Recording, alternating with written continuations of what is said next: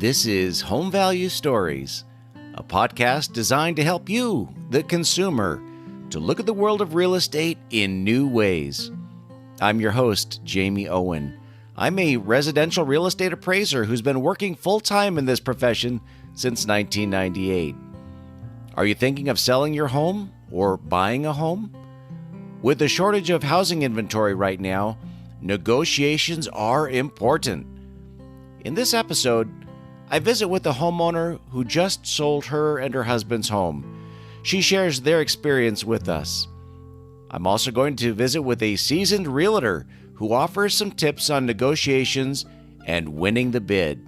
I hope you can take something away from this episode.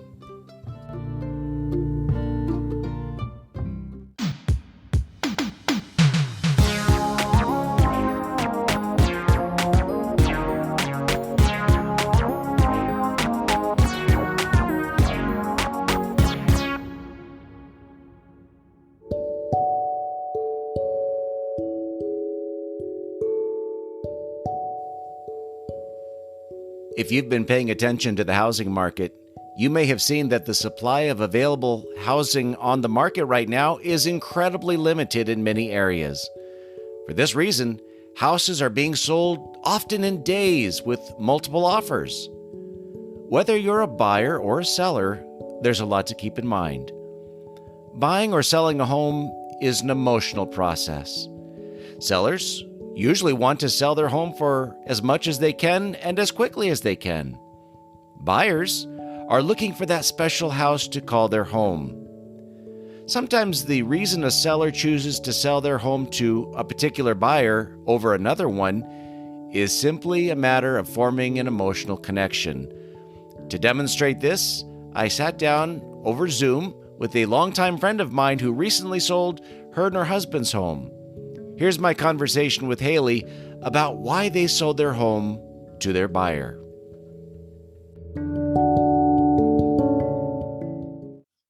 Hi, Haley. Welcome to the show. Hi. Thanks for having me. It's good to talk to you. My pleasure. Glad to have you with me today. And so congratulations to you and Nathan on selling your home. That's awesome. Thank you. Yeah, appreciate that. We're excited. You just sold it this last month, isn't that right? Yeah, we listed it. I think it was, gosh, I don't remember. Time is so pointless these days. But yeah, it went fast, which we were hoping it would do, especially considering the market. You know, and we bought our house that we're currently living in before we even listed our old house, just because we wanted to make sure that we were settled before we had health problems and everything. And we didn't want people in and out of the house and stuff like that. We didn't want to have to worry about taking the cat out, because she's an indoor cat. We didn't want her escaping. So we didn't want to traumatize her. So, but yeah, it went fast. And we kind of were hoping that it would, and had an idea just based on our own experience with buying the house we're currently in. So that makes a lot of sense. Yeah, things are flying off the market like crazy right now. Yeah. So, and I thought that the story of why you sold your home to the family that you did was so cool. And so I thought that it'd be a great story to share on our show. So first of all, how did you come up with the list price? Did you have a number in mind, or did you use a realtor for that? Or both kind of. He pulled the comps for the area. There wasn't a whole lot of competition directly close to us. But so we kind of put the number based on the comps, and looking at the other houses in the area. Our house was built in the 50s, I believe. And my husband and the previous homeowners had done a really good job of taking care of it, keeping it up to date. It was, we cared for it. So it was especially for the area and everything. And it has a large yard, which is also, it has like a lot and a quarter and a large yard and attached garage, which is very rare for that area. So we kind of figured that into the price as well, just taking into account. It was mostly comparisons. That makes sense with the number. Yeah. Oh, that's very good. Awesome. And that's the way we appraisers come develop our values as well. So that makes Yes, perfect sense. exactly. So now you had mentioned you figured it was going to sell quickly, just because of the current market. But Mhm. were you hoping that your price would get bid up? Was that part of the strategy initially? We were hoping, but we were trying to be realistic. And we also, because we waited until, we bought a house, we didn't want to own or pay for two houses for very long at the same time. Yes. So mainly we were basing everything on hope and what the current market was doing. And fortunately, we had a lot of showings booked within the first, let's see, I think we listed it on a Monday afternoon, and I think we had like 3 or 4 showings booked for that day, like into the evening. And then we had several booked up for Tuesday and Wednesday. And we have a doorbell camera on the old house. So we were able to see kind of, we do that for security most of the time because we're not there, and we've heard so many stories about, copper pipes being stolen and stuff like that. So Yes. we had it mainly for security. We had it while we lived there too. So we were able to see some of the people in the families that came by. And it turned out that based on what our realtor said, we were able to piece together. It was the first family that saw the house that ended up putting in a bid that same day. And we waited a little bit before we accepted the bid. I wanted to make sure, aside from trying to get as much money as we could for the house, my main thing in finding someone to buy the house. So because we have a large yard and it's mostly wooded, we have a park with like a large swing set and we got a baseball field, like 2 or 3 houses down, which we also thought would be a good selling point for our home. But we have a lot of animals that come around, and I have been feeding them for years. They're basically my buddies. So deer, we have a couple groundhogs.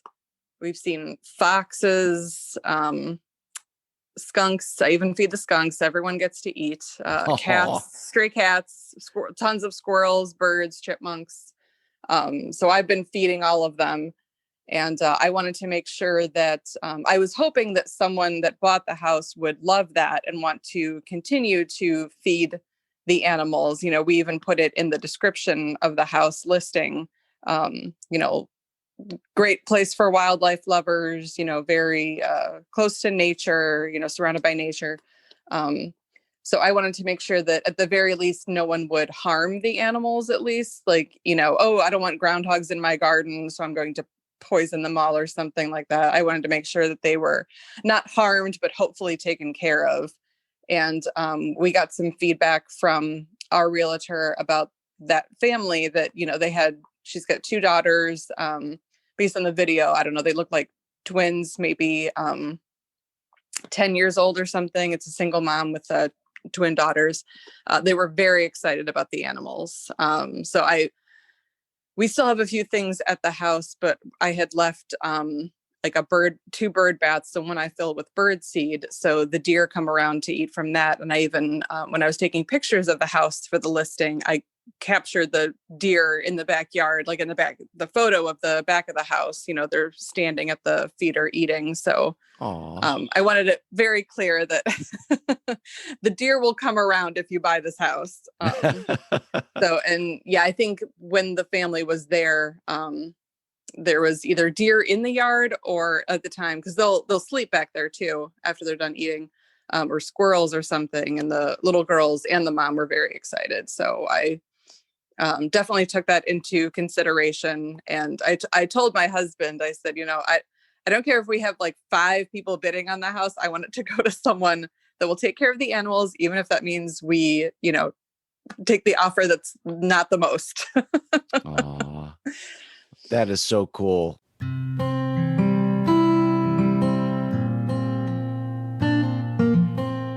You have such a big heart, and that's one thing we love about you. And oh, thanks. I thought that was such a great story too, because you could have just, with the current environment, you could have just let people go at it and bid the price up. But it really shows that there's more to selling a home than just getting the money. I mean, that's part of it. Yeah, than just money. Oh, sure. Yeah, definitely. That was my main concern. Not necessarily my husband's, but he agreed. He wanted to make sure that the animals were taken care of. But yeah, there's definitely more to, and even before we purchased the house that we're in now, we came across one that, we both fell in love with. It was a Century home in Brecksville. And, our offer was not going to be what they were asking, because it was a little bit out of our price range. But our realtor is like, write them a letter, tell them everything you love about this home. It was clear that she had invested a lot of time and money and care into that home. It was very up to date, especially for being, 100 some years old. She like, based on like, she had like full color printouts of the house where she told stories about its history. And because of what I do for a living, I have an online vintage shop. I love history and stuff like that. So I read that, everything she printed, I read it, and it fascinated me. So I loved that. And he's like, just write the homeowner a letter. You'd be surprised how that goes over with people. People love, these are people's homes. We spend months, years, decades in these places, making it our home. We have memories here. So you want to kind of, you want to share that with people. You want them to build, new memories and new families and homes. And it never hurts to tap into that, so to speak. Absolutely. There's definitely a lot of emotion involved in buying a home and in selling a home. For sure. Yeah. It breaks my heart leaving that house, the house that we were living in Bedford, because I'm going to miss my animals so much. Oh, they're going to miss you. That was the hardest part about moving, for sure. So, yeah, definitely. The good news is it looks like a nice family that's going to keep the love going for the animals. Yes. And we're actually very excited that she has children too, because my husband and I don't have kids, but we always said, like, this would be a great house for kids. It's too bad our giant backyard is wasted on us, like we don't have. Our nieces and nephews were always like, oh, you should put a pool back here, a trampoline, or stables. And I'm like, we're not doing any of that. So we were, talking about like who would be the ideal people to move into the house. We're like, oh, it'd be great for, a young family, because there's the park right down the street. There's a huge yard with animals in it. So fortunately it went to, people that I think it's going to be a really good fit. So we're excited. Well, that's a happy story all the way around. I sure appreciate you sharing it with us today. Oh, yeah. Yeah, of course. And now you mentioned you have an online vintage shop. I do. Do you want to yes. share how people can find that? Sure. I'm on Etsy, but if you type in the mustarddandelion.com, that'll take you directly to my shop. Very cool. Awesome. Yeah. Thank you. Well, thanks for joining me today and sharing that awesome story with us. I wish you and Nathan the very best, and we'll see you around. Okay. Thanks for having me, Jamie. Good to see you. You're welcome. Take care. Mm-hmm. Sometimes winning the bid is as simple as an emotional connection between a buyer and seller, like Nathan and Haley's story so nicely demonstrates. However, many times it's more complicated.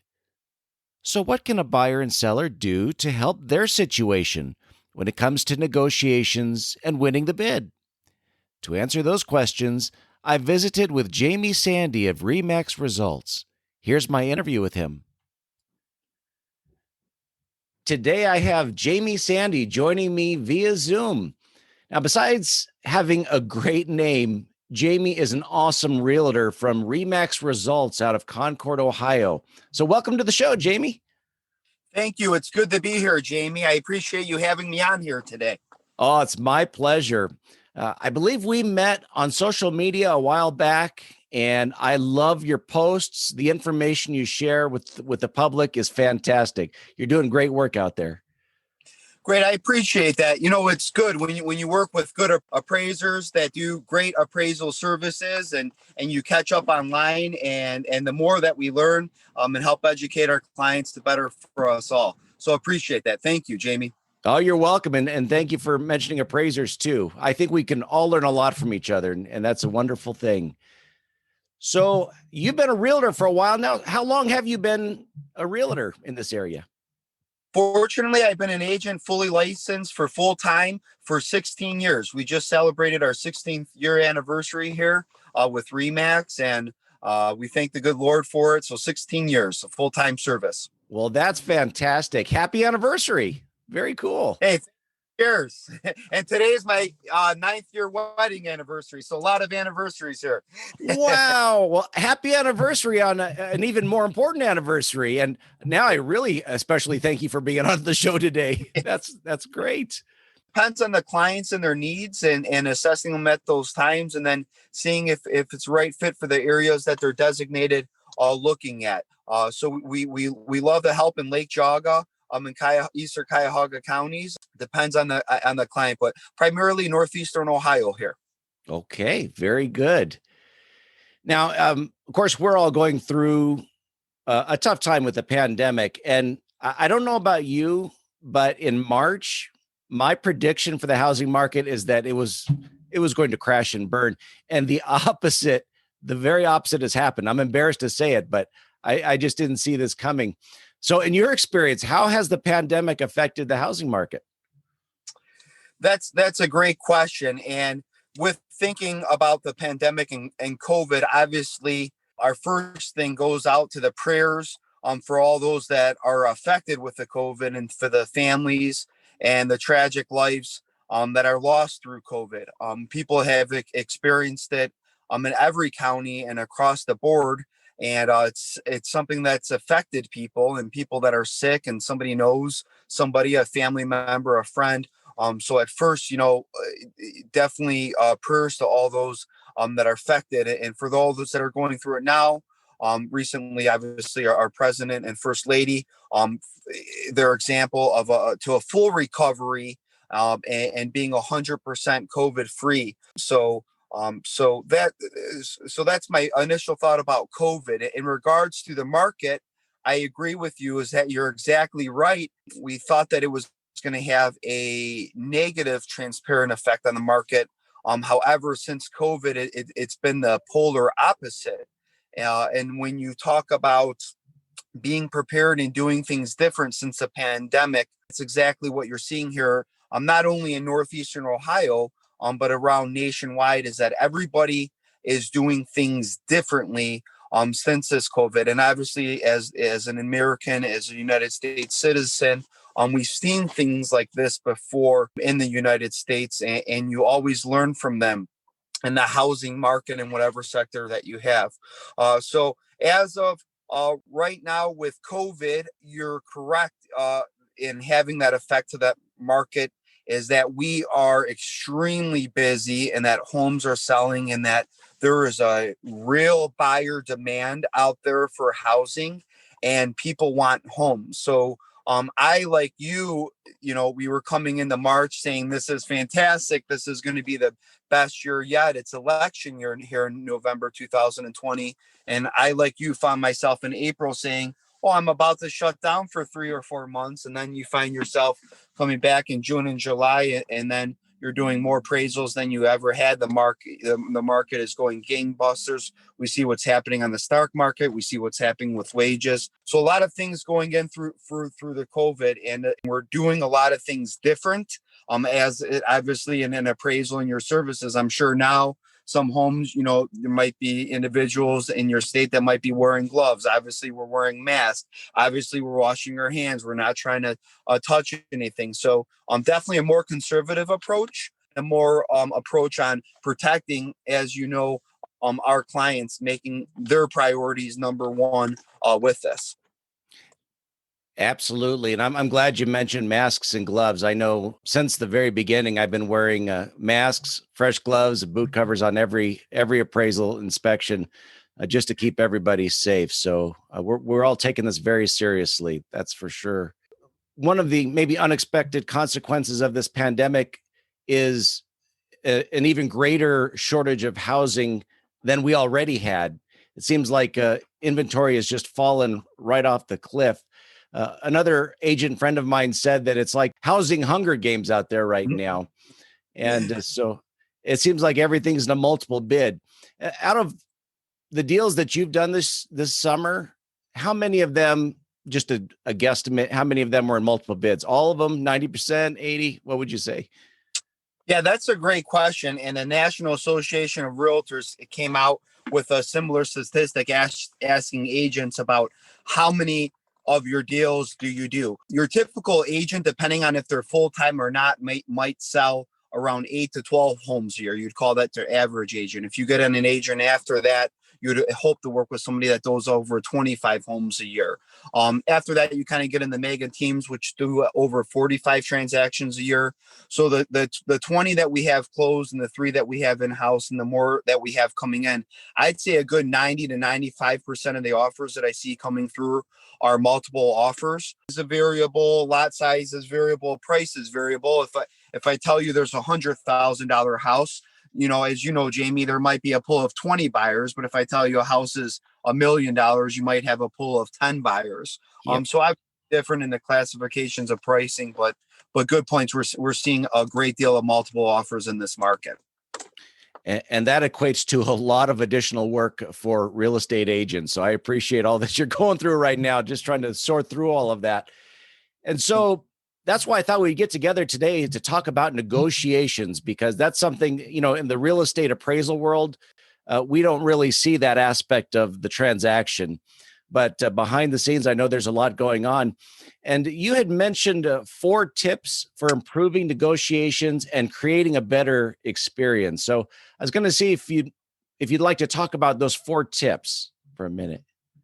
Yes, and I appreciate you talking about this point today here in negotiations, because I think it's so imperative for people to. So yes, absolutely, and I just want to thank you today of bringing up a topic that's so important and vital for this market today, Jamie. That's great. Your points with negotiations that I would say is good is that you're always looking for that discussion that's aimed that's reaching an agreement between both parties.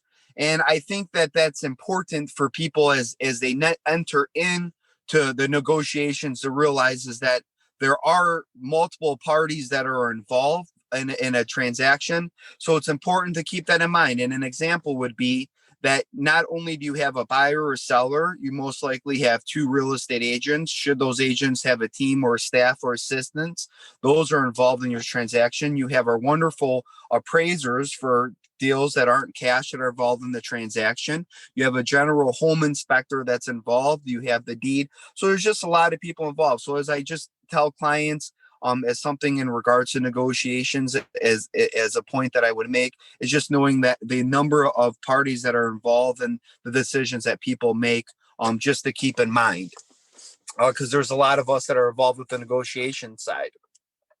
That's a great point. I appreciate you bringing that up. And one thing you had mentioned too is setting client expectations. So how can one do that?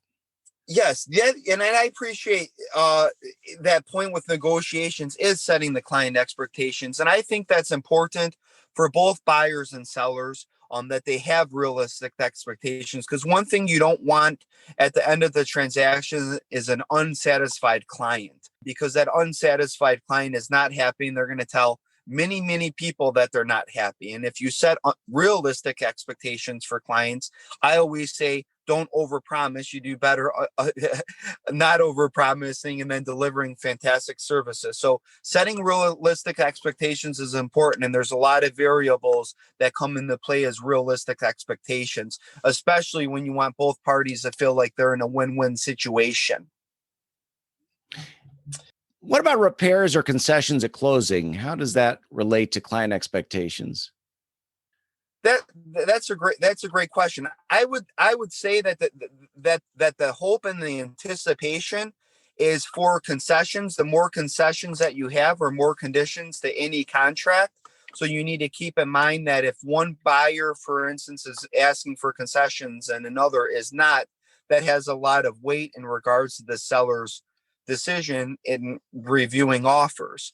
In regards to repairs and replacements, right now rates are really low. They're at an all-time low in our national history, which is super exciting for a lot of people because it makes home ownership more affordable, especially being under 3%.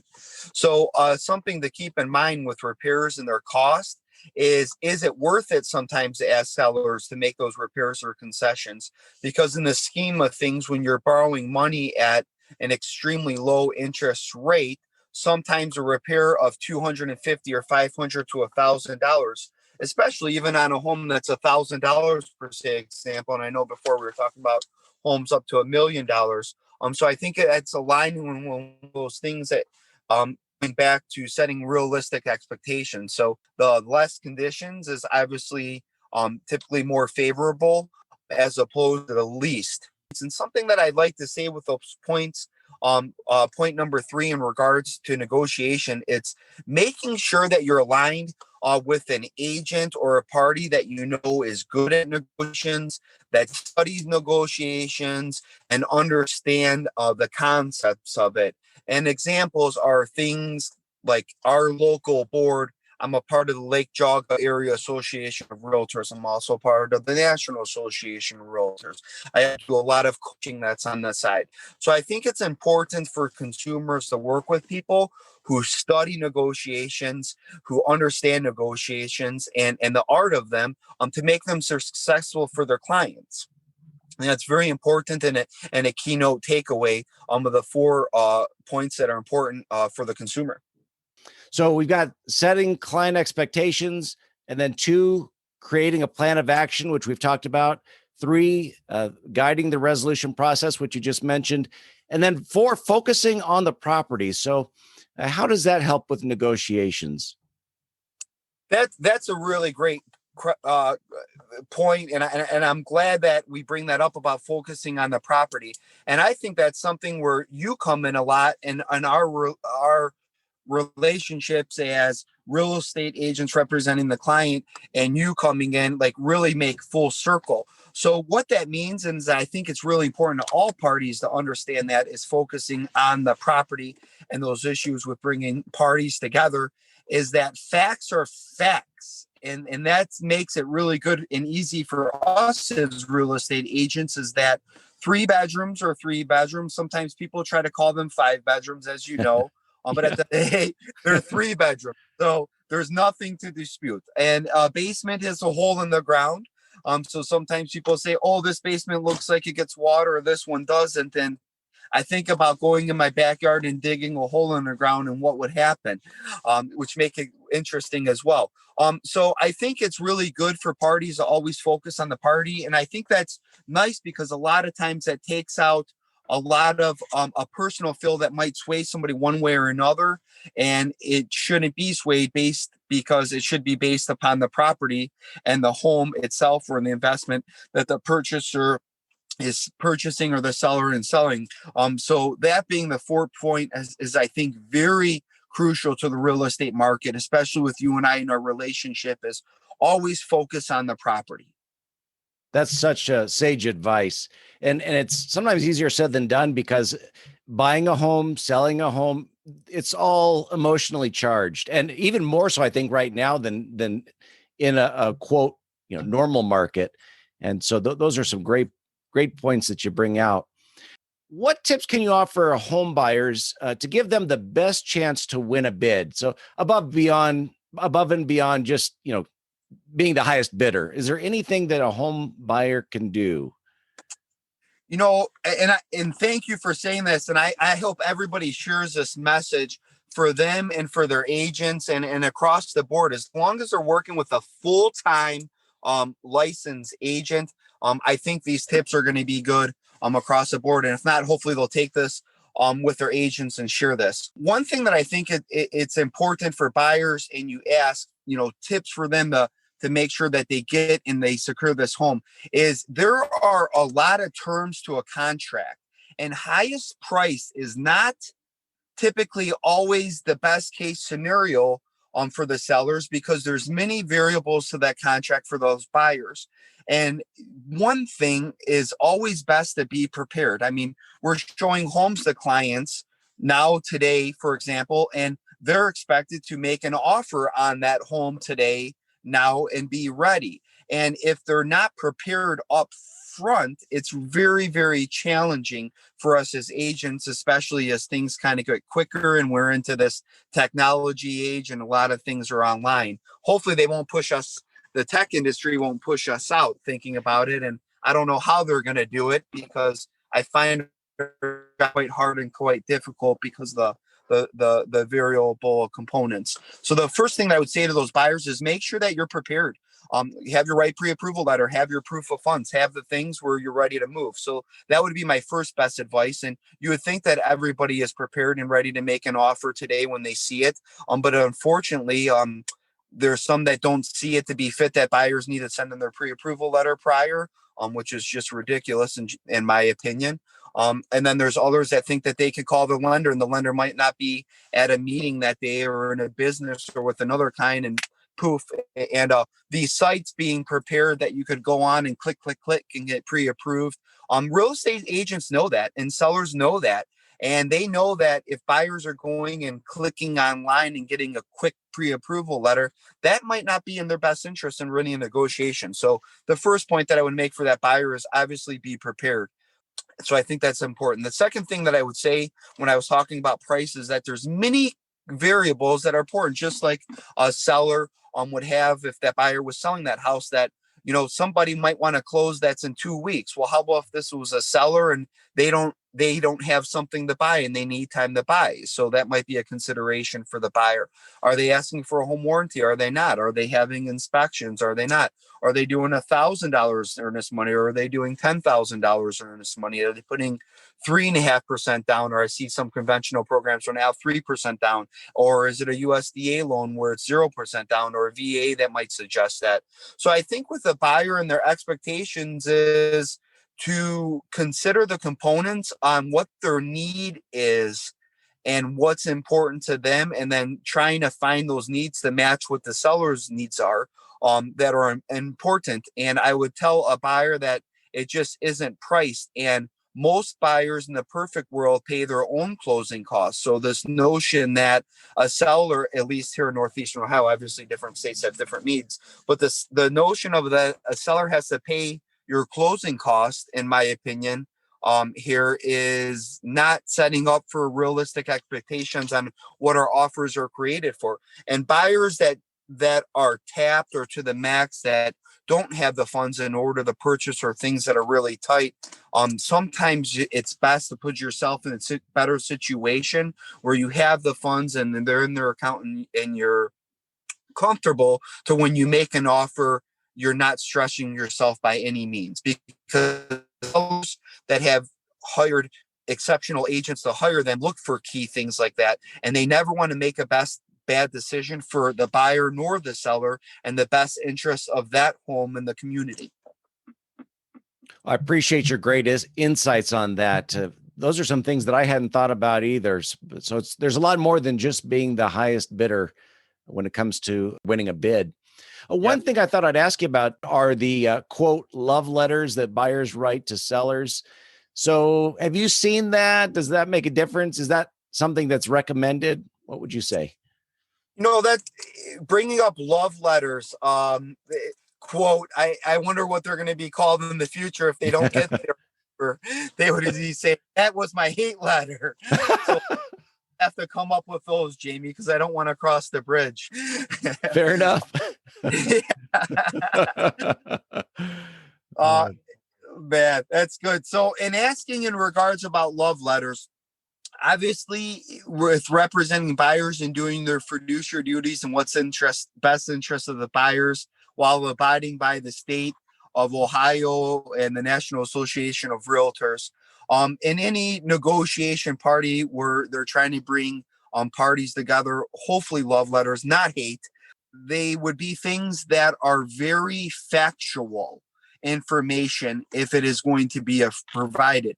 And the best factual information that you could provide are the facts and nothing that's false. And housing, I don't think goes as far as into the political realm, but it's always good to always just stick with facts. So I think with love letters, should a buyer pose the suggestion to the agent, whether being in their best interest or not, it's always best to follow the National Association of Realtors. Peggy is our advocate there. And she does a wonderful job in her team. We were just at a class the other day on core ethics and core law. Actually, she was doing core law. We did core ethics with a local lender, and it was fantastic. So I think it's important to follow the National Association of Realtor guidelines and follow your local board on the suggestions for any letters. And always best in any political or real estate realm is stick with the facts. That makes a lot of sense. Well, Jamie, I appreciate your very valuable insights today and sharing those with our audience and taking the time to sit down and visit with me today on your anniversary of all things. So if someone is looking to buy a home or sell a home in the greater Cleveland area, how can they get in touch with you? They could call me directly. That's best. My cell phone, believe it or not, people still have those today and do answer and call you back, especially if you leave a message. No spam, please. And me always directly at 440-488-0415.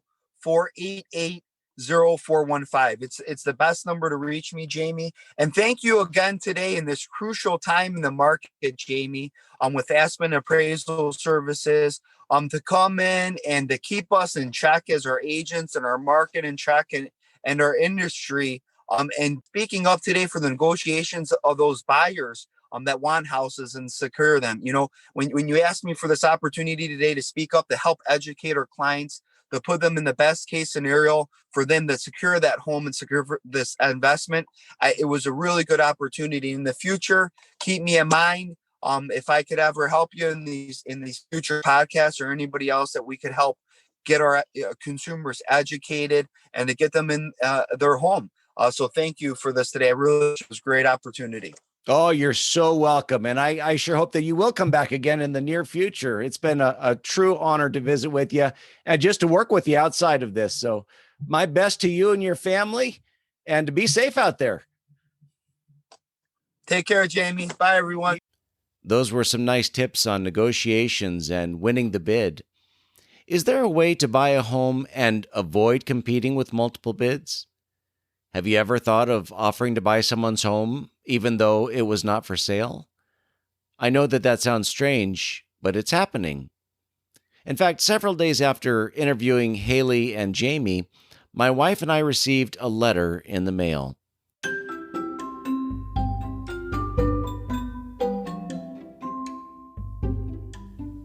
Now, it's good to keep in mind that my wife and I bought our home in 2000, and we've never listed our home for sale, nor do we plan on selling our home anytime in the future. While that's the case, here's a letter that was just sent to us, and I'll keep the name of the family confidential.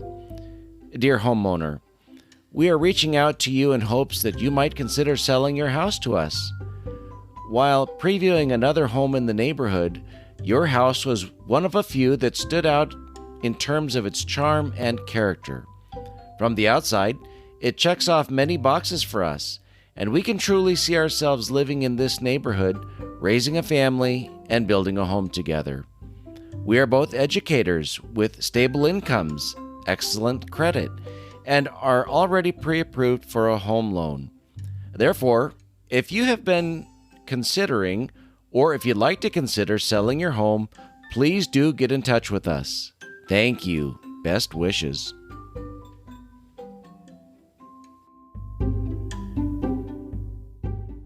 When a homeowner receives a beautiful letter like that one, it puts a little giddy up in our step. It also makes us think maybe we should sell our home. Now, with my wife and I, we're not planning on selling our home, but you never know until you ask.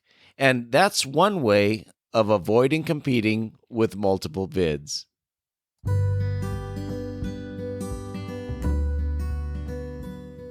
Thank you again to Haley and Jamie for being on the show today. Looking ahead, who knows what the future holds when it comes to the housing market? It does seem, though, that for a little while we're going to have a shortage of housing inventory. If you're buying or selling a home, hiring a full-time experienced realtor can make a huge difference in the negotiation process on both sides. Remember some of the key takeaways from our interviews today. Hire a realtor that has experience in negotiations. Keep in mind that facts are facts. We can't wish a home to be something that it's not. Like the example that Jamie gave, a 3-bedroom home is not a 5-bedroom home, even if we wish that it were. If you're a buyer, have your ducks in a row before you make an offer on a home. Have your pre-approval letter ready. Have your proof of income ready before you make the bid. And remember that there's more to winning the bid than simply outbidding other buyers. Demanding seller-paid concessions can be a turnoff to sellers. The amount of earnest money that a buyer is willing to put down can make a difference in winning the bid, as well as a buyer's readiness to move forward right away with the sale. Those can make a difference. And finally, remember that whether you're buying a home or selling it, a lot of emotion is involved. Because of that, as you heard in my interview with Haley, sometimes winning the bid is as simple as an emotional connection that forms between a buyer and seller. If you're buying a home and paying cash for it, or if your bank says that you qualify for an appraisal waiver, you can still hire an independent real estate appraiser like myself to help you to ensure that what you're paying is market value and not more in this heated up housing market. And if you're selling your home, appraisers can help you to list your home at market value.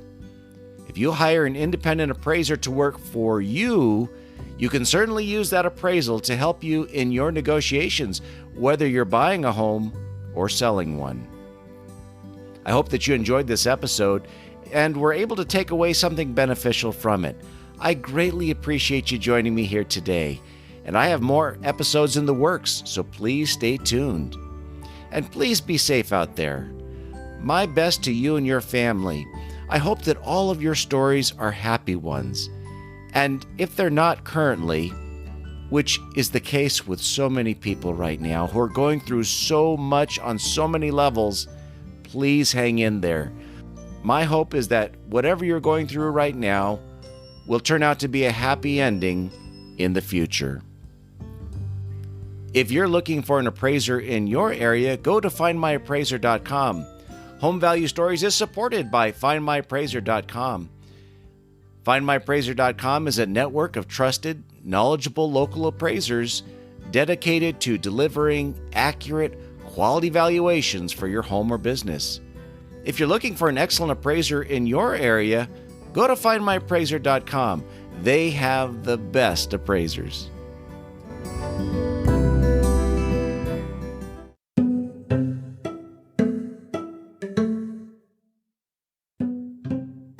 And now it's time for a couple of dad jokes. What was a more important invention than the first telephone? The second one.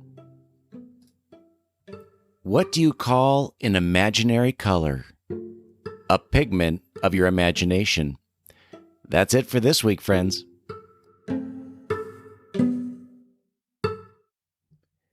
If you have a story that you'd like to share on the show, email me at homevaluestories@gmail.com or find me on Twitter @storiesvalue. Until next time, take care.